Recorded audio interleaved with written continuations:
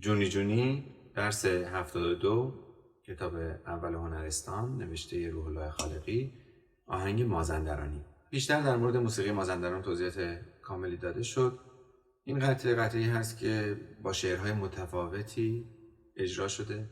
از جمله اونها خانم دلکش با لهجه مازندرانی اون رو اجرا کردن و اجرای بسیار زیبایی هست و چند بار این قطعه به حالتها و شعرهای مختلف اجرا شده که در اینجا ما از دو شعر فارسی اون استفاده میکنیم.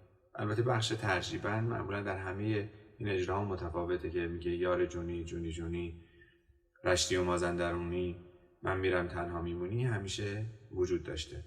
دانکاری که در این قطعه استفاده میشن ری میکرون فا سول دانگ دشتی همون خارا هست، سول لاکرون سی بمول دو و دانگ دشتی دو ری می بمول فا. در این اجرا نوت متغیر رکورون برای دشتی منظور نشده.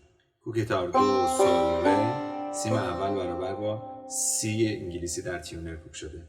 مای نما سی بمول می بمول لاکرون سول سول فا سول فا سول سول فا سول فا می ره دو سی لا سول سی ره دو سی ره می ره دو سی لا سول لا سی دو لا سول می ره دو سی لا سول سی ره دو سی ره می ره دو سی لا سول سی ره دو سی ره سی سی سی ره سی سی سی ره سی دو ره دو سی سول سول دو سی لا سول لا سی سول. و قطعه از ابتدا تکرار خواهد شد.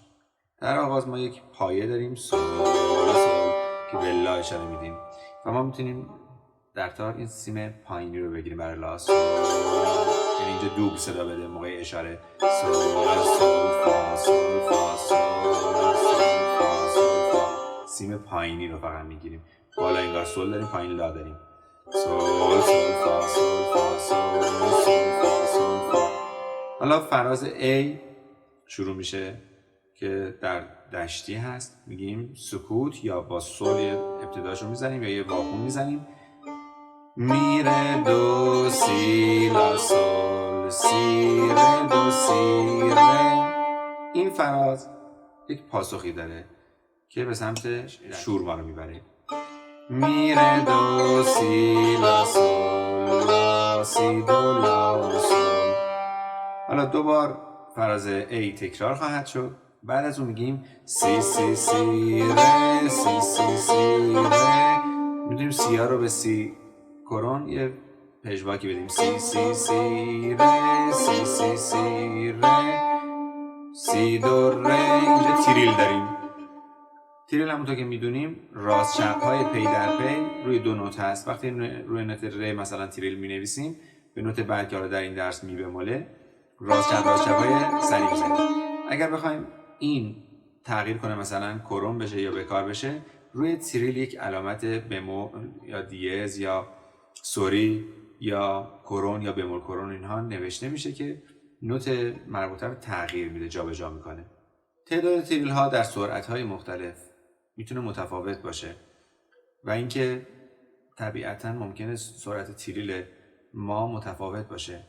یه موقع تریل های کند بزنیم، یه موقع تریل های تندتر و طبیعتاً تعداد اینها بستگی به سرعت قطعه و سرعت تریل ما داره.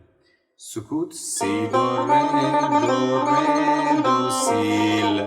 جواز اشاره داریم با تکریز وصل می‌کنیم از سی به لا سول سول دو سی لا سول لا سی سول و روی شور ایست می‌کنیم. قطعه رو با سرعت 60 اجرا خواهیم کرد.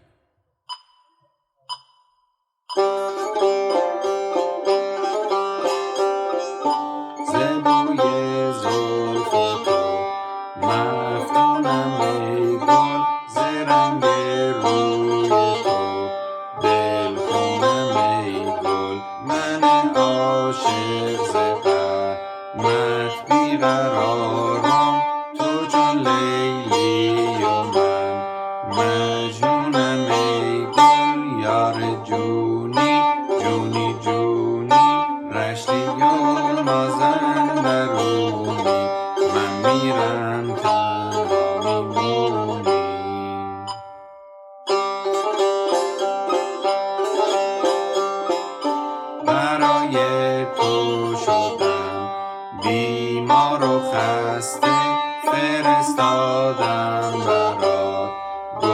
دسته دسته تو را تا